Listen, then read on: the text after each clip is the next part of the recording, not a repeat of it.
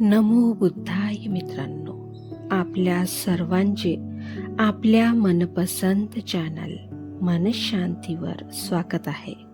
आपण मिलिंद प्रश्न ह्या ग्रंथाचे वाचन करीत आहोत. चला तर सुरू करूया आजच्या वाचनाला. प्रकरण 8 योगी कथा, उपभाग 72. वेसंतर राजाचे दान. भंते नागसेन, पत्नी व मुलाचे दान देण्या इतपत सब्रच बोधिसत्वांचे मन उदार होत असते की केवळ वेसंतर राजानेच हे कार्य केले होते. महाराज, केवळ वेसंतर राजाचेच मन स्त्री व मुलाचे दान देण्या इतपत उदार झालेले नव्हते, तर सर्वच बोधिसत्वाचे मन इतके उदार झालेले असते.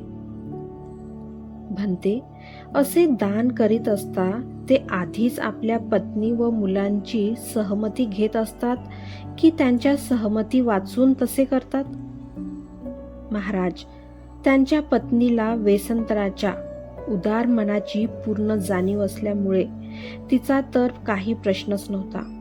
मुले मात्र अबोध असल्यामुळे वडिलास बिलगून रडू लागली होती, पण ते जर समजदार असते तर त्यांनी सुद्धा सहमती प्रकट केली असती.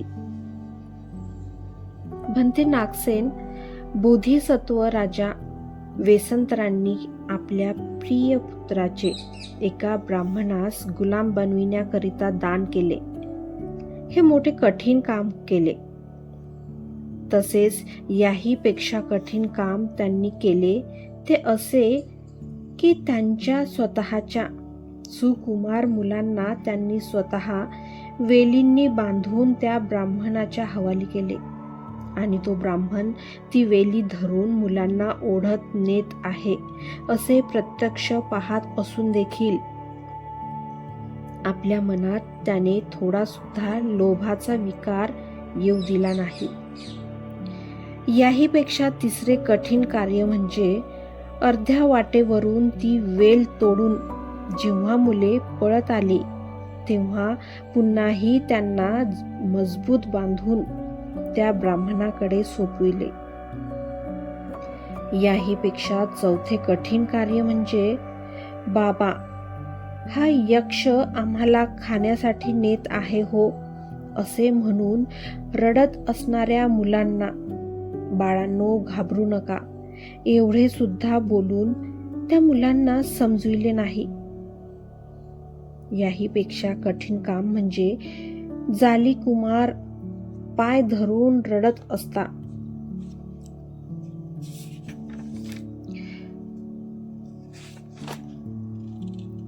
असता म्हणत होता की, बाबा, मी यक्षासोबत जावयास तयार आहे, त्यांनी मला खाऊन टाकले तरी चालेल, परंतु कृष्णजीनाची तरी आपण सोडवणूक करा. तरी पण वेसंतरांनी यावर सुद्धा आपल्या मनात पुत्रस्नेहाची मलिनता येऊ दिली नाही. हे पाचवे कठीण काम त्यांनी केले. आणि याही पेक्षा कठीण काम म्हणजे जाली कुमार रडून रडून म्हणत होता की, बाबा, हा यक्ष आम्हाला ओढत ओढत जंगलात घेऊन जात असताना सुद्धा तुमच्या मनाला थोडा देखील पाजर फुटत नाही. तुमचे मन दगडाचे किंवा लोखंडाचे तर नाही ना? तरी पण वेसंतर बोधिसत्वाच्या मनात मोह निर्माण झाला नाही. हे 6वे कठीण काम त्यांनी केले होते. याही पेक्षा 7वे कठीण काम त्यांनी हे केले की तो ब्राह्मण अगदी निर्दयतापूर्वक जालीकुमार आणि कृष्णाजींना, कुमारी यांना वेसंतराच्या डोळ्या देखत ओढत ओढत बळजबरीने नेत असताना देखील त्याचे हृदय 100 किंवा 1000 तुकड्यात दुभंग पावले नाही. म्हणते, अशा प्रकारचे स्वतःच्या पुण्यासाठी दुसऱ्यांना दुःख देणे कितपत योग्य आहे? यापेक्षा त्यांनी स्वतःचेच दान केले असते तर बरे झाले असते.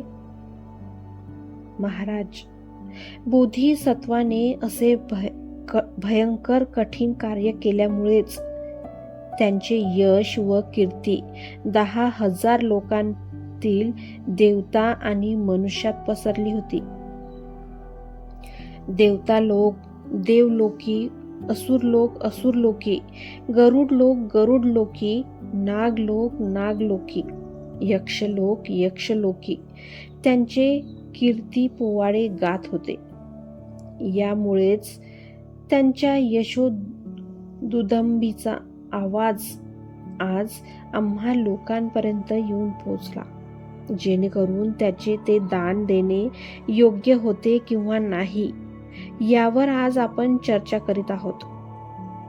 महाराज, याच कीर्तीमुळे त्या निपुण, विज्ञ आणि शांतचित्त बोधिसत्वाच्या 10 गुणांची ओळख होते. ते 10 गुण असे: 1. निर्लोभ. 2. सांसारिक वस्तूप्रती अनासक्त भाव. 3. त्याग. 4. वैराग्य. 5.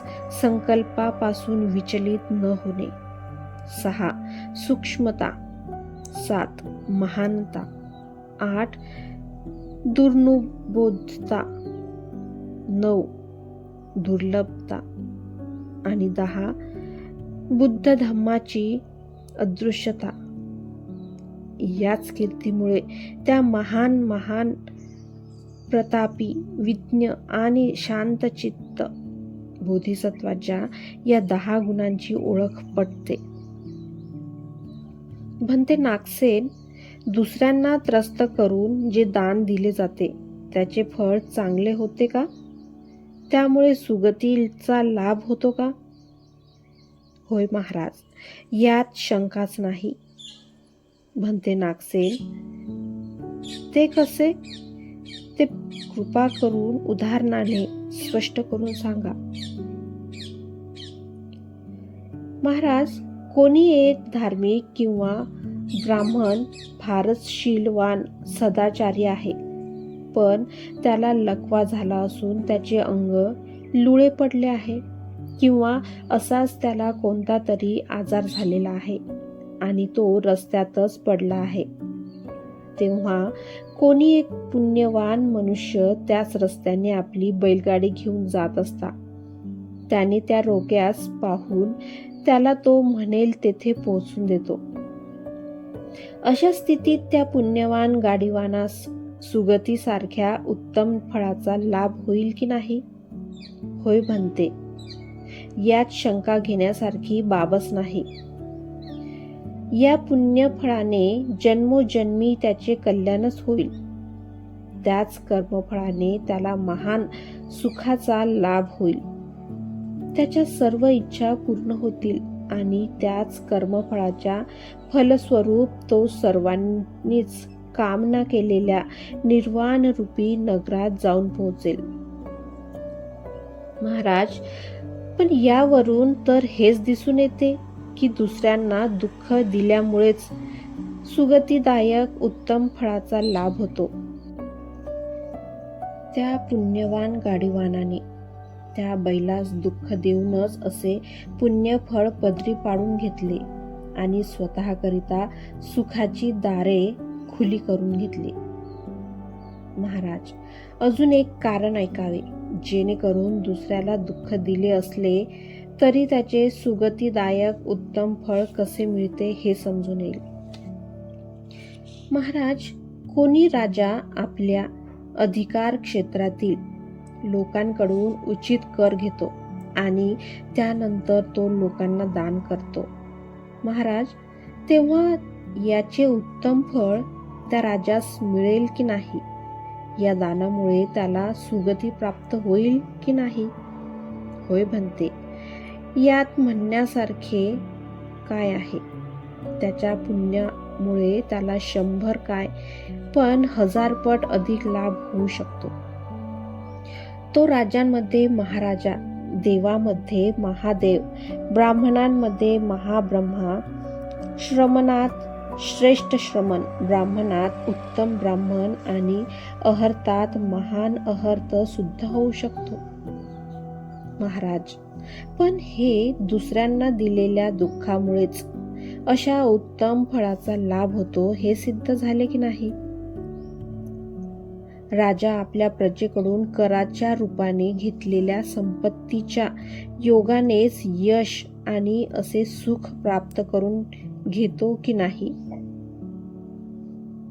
म्हणते नागसेन, व्यसन तर राजाचे दान देण्यासंबंधी अति केली होती. आपल्या पत्नी मुलाला सुद्धा दुसऱ्याची पत्नी होण्याकरिता दान दिले होते. तसेच आपल्या मुलांना दुसऱ्याचा गुलाम बनविण्याकरिता दान दिले होते. म्हणते नागसेन, दान संबंधाने अति करणाऱ्याची बुद्धिमान लोक निंदा करीत असतात. मित्रांनो, आजचे वाचन आज आपण इथेच थांबवूया. धन्यवाद. नमो बुद्धाय.